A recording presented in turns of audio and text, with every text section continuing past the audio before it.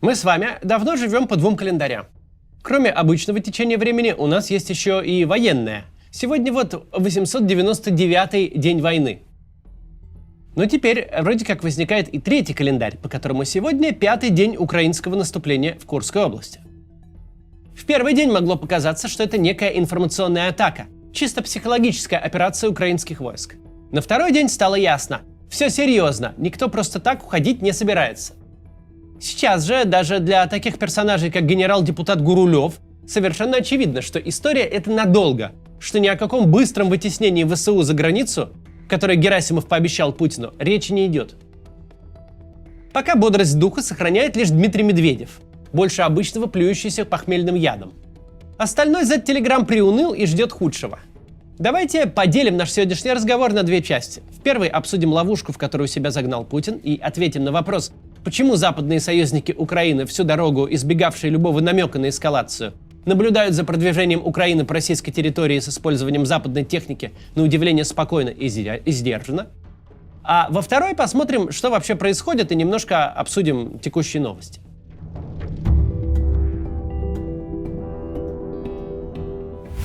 Как всегда в подобных случаях, снова начались мутные разговоры об эскалации. Особенно отчаянно за соломинку хватается Z-Telegram. Но вот теперь-то Путин всерьез разозлится. Теперь-то будут приняты решительные меры. Ведь напали на Россию. Последним, кстати, все эти граждане признают, что захваченные территории Украины, включая Крым, России не были и за время войны не стали. Очень характерно, что разговоры эти сегодня идут только среди грустных людоедов с российской стороны. Западные союзники Украины удивительно спокойны и никакой эскалации не ждут. Видимо, до них стали доходить некоторые простые истины.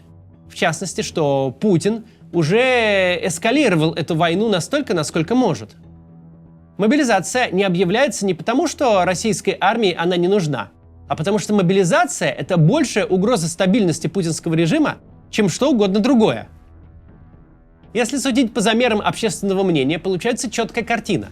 За 2,5 года войны не было никаких событий, кроме мобилизации. Все помнят, какой липкий ужас повис тогда в воздухе. Люди, которые вообще ни за чем не следили, внезапно резко политизировались. Начало войны, провал наступления и отведение войск от Киева, бегство из Харьковской области, сдача Херсона, подрыв Крымского моста, марш Пригожина на Москву. С социологической точки зрения ни одного из этих событий просто не было. Любое из них россияне восприняли с потрясающим воображение безразличием. Путин прекрасно понимает, даже худший фантастический сценарий, даже оккупация Курской области целиком, включая город Курск, будет проблемой только жителей Курской области.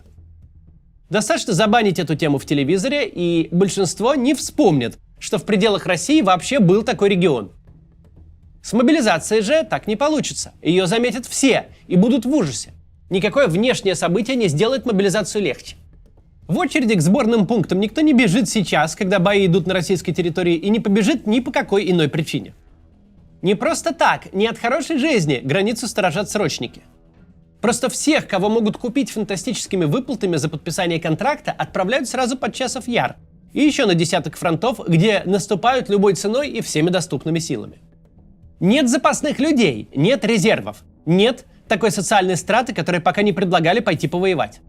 Всех, кто был готов отправиться в армию, не упираясь руками и ногами, туда уже отправили. Новая волна мобилизации будет гораздо тяжелее первой. Ведь в этот раз придется бесплатно и принудительно мобилизовывать тех, кто не соблазнился 2 с лишним миллионами рублей. В этот раз не выйдет оставить в покое Москву и крупные города, ведь у Тывы и Бурятии уже нет того людского ресурса, который сможет воевать за всю страну. То же касается остального. Маркировка на обломках российских ракет демонстрирует. Сейчас Украину атакуют свежими изделиями. По украинским городам летят ракеты 23-24 годов выпуска. С одной стороны, это говорит о том, что Россия успешно обходит санкции и получает западные компоненты для производства высокоточного оружия. Но с другой стороны, это значит, что никаких несметных запасов ракетного вооружения больше не существует. Теперь все работает так. Произвели партию в несколько десятков ракет, и тут же ее отстреляли, причем сразу все, что есть. То же касается танков, снарядов, дронов, всех видов техники и боеприпасов. Ничто из российской оборонки не работает сейчас на склад. Все немедленно отправляется на фронт. Военное производство находится на пределе своих возможностей. Лишних людей нет не только для фронта, их нет ни для чего. Речь давно уже не идет об инженерах и квалифицированных рабочих, способных стоять у станка. Всех, кто был способен поднять ящик и погрузить в фуру, уже трудоустроили. В России нет рынка труда. Нет тех, кого можно было бы нанять. Наоборот, есть пропасть незанятых вакансий. Зарплаты в оборонке и в смежных отраслях уже запредельные. Кого могли заманить, уже заманили. Несмотря на блокировки, посещаемость YouTube в России растет. В июне, например, среднесуточная аудитория сервиса была почти 56 миллионов человек. С 29 июня по 4 августа, когда уже вовсю замедляли, среднесуточная была уже 82,5 миллиона. Россияне не готовы так просто отказаться от удобной и привычной платформы. Если вы живете в России и ищете подходящий недорогой VPN, который не сильно съедал бы скорость интернета и позволял бы смотреть видео на YouTube, тогда обратите внимание на VPN Liberty. Стоит он недорого, от 250 рублей в месяц. При этом вы получите два протокола вместо одного за одну подписку. ShadowSox и VLS. VLS — это новый протокол, который постепенно вытесняет ShadowSox. Все взаимодействие с сервисом идет через Telegram-бот. Вряд ли Telegram в ближайшее время заблокируют.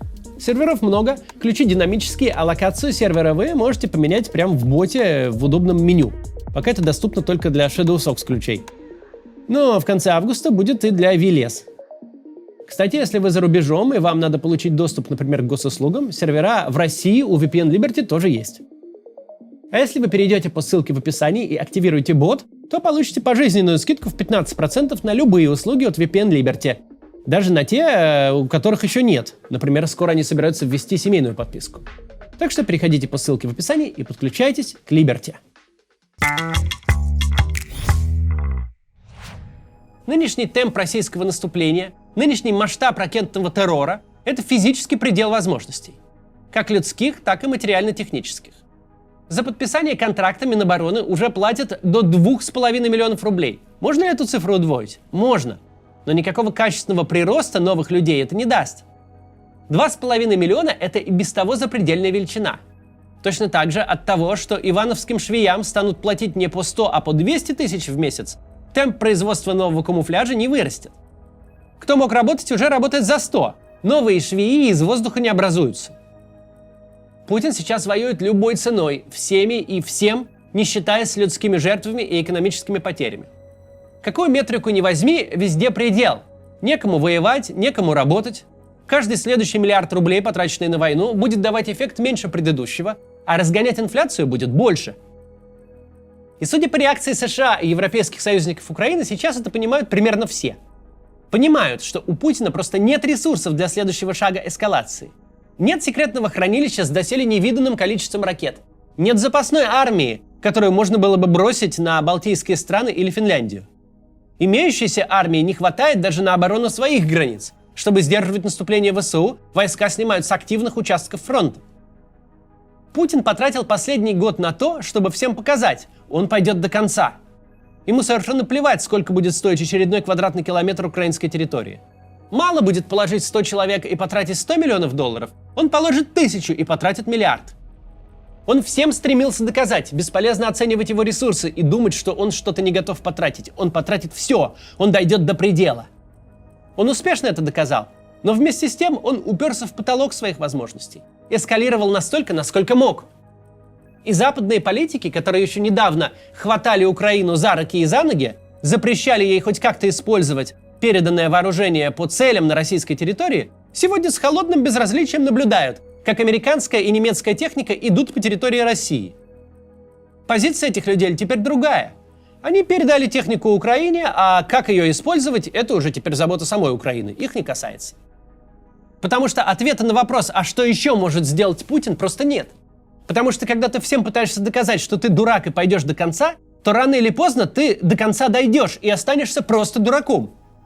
Дураком, который доказал, что готов потратить что угодно на захват хутора, а теперь не может даже прикрыть свою границу. Главное правило любого шантажа заключается в том, чтобы показывать, что ты можешь дойти до предела, но не доходить до него, оставлять себе запасной шаг. Но это не случай Путина. Никто не боится эскалации, когда та уже случилась. Перед нами сейчас не просто хаотичные попытки закрыть дыры, но неспособность скрыть, что это именно хаотичные попытки. К границе сейчас направляются не резервы, а части группировки «Север». Оборона Курского наступления будет стоить Путину наступлению на Харьковскую область. Путин очень хотел показать всю свою силу и преуспел в этом. Проблема в том, что он показал все, на что способен. Даже самых осторожных и склонных к компромиссам западных союзников Украины больше нечем впечатлять. Даже до тех дошло, что захват безыменных сел в украинской глубинке высосал из России все соки. Путин может, конечно, еще разок взмахнуть ядерным оружием, но вряд ли это кого-то впечатлит на 54-й раз. Такая вот не очень радостная для Путина картина. Теперь давайте посмотрим, что происходило вчера и происходит сегодня в Курской области.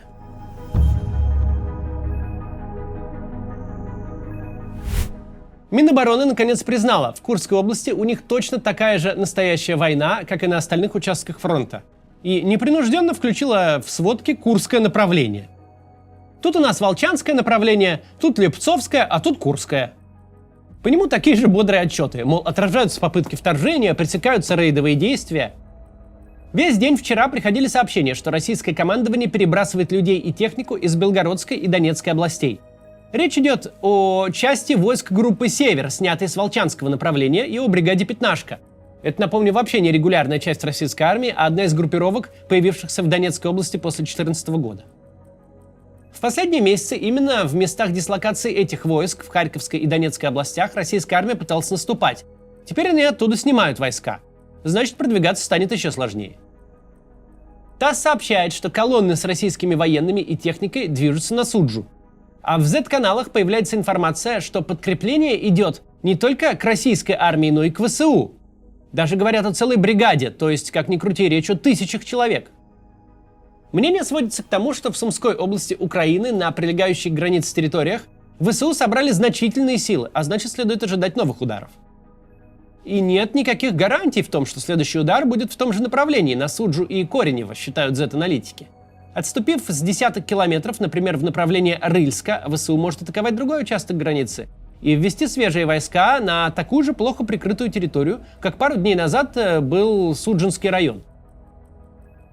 Может быть, даже прикрытую хуже, ведь последние несколько дней все силы стягивались туда, где шли бои, а наученные опытом ТикТок войска вполне могли успеть принять меры, чтобы не столкнуться с заходящими в Россию украинцами. Украинской армии сейчас, по-видимому, удается доставлять подкрепления и боеприпасы, а также вывозить раненых вертолетами. На захваченной территории, по информации Z-блогеров, украинские военные начали строительство защитных сооружений, окопов, блиндажей, капониров для техники.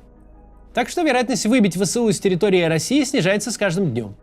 Непонятно, когда в этом районе российские силы смогут выйти на границы 1991 года. Серьезные столкновения в течение прошедшего дня происходили возле Мартыновки в Суджинском районе и возле райцентра Коренева. Российская Минобороны сообщила, что рядом с селами Малая Локня, Ольговка и с хутором Ивашковский мобильные группы ВСУ продвигались вглубь российской территории. Сегодня стало известно, что ВСУ удалось сбить в Курской области еще один разведывательно-ударный вертолет К-52. Также в паблике всплыла еще одна тема. Не пора ли объявить военное положение на территории Курской области? Все-таки там война идет. Граждане надеются, что такой статус даст определенные преимущества. Например, власть будет обязана эвакуировать гражданских из зоны боевых действий. На самом деле нет, но люди верят. На самом деле военное положение могло бы дать властям право запрещать митинги и собрания, устраивать досмотры, вводить военную цензуру и изымать имущество граждан, если бы у российской власти такого права еще не было. Так что вчера источники в парламенте Курской области и ее правительстве сообщили изданию «Верстка», что сейчас основная задача власти – не волновать людей. Дескать, военное положение против ВСУ все равно не поможет, а вот народ встревожится. МЧС уже ввел в Курской области режим чрезвычайной ситуации федерального характера, а Национальный антитеррористический комитет России – режим контртеррористической операции на территории Курской, Брянской и Белгородской областей. Этот режим вводится распоряжением директора ФСБ и продолжается, пока не выйдет еще одно распоряжение с приказом режим КТО отменить. Теперь на территории этих областей органы власти имеют законную возможность прослушивать телефоны и вовсе отключать связь, входить в любые дома и забирать машины для нужд операции. Жители приграничных районов продолжают сообщать, что из их населенных пунктов нет эвакуации. В самом начале вторжения власти убеждали граждан, что ничего страшного не происходит, просто маленькая ДРГ пришла. Теперь время упущено, из некоторых сел уехать уже очень сложно. Многие говорят, что уехали бы еще несколько дней назад, если бы им сказали правду. В Львове, чуть дальше, чем в 50 километрах от Суджи, глава района еще вчера заявил, что эвакуация не нужна. Нет, говорит, необходимости. Рыльский, глава местной администрации, сперва вроде объявил эвакуацию, а потом передумал и удалил пост. Но все же вчера днем в Рыльске открылся пункт вывоза для жителей 3 районов. Положение на приграничных территориях настолько серьезное, что в Судже, Рыльске, Львове, Корневе, Курчатове и в нескольких селах и поселках прекращают работу суды. Главное, что ощущают и жители приграничных территорий, и наблюдатели – неопределенность. Будут ли завтра ВСУ вытеснены за границу или продолжат продвижение? Можно ли будет людям вернуться домой? Начнут ли снова работать органы власти? Как изменится ситуация? Можно только гадать. Пока нам остается дальше следить за развитием событий. Мы и будем. До завтра, а может быть до вечера.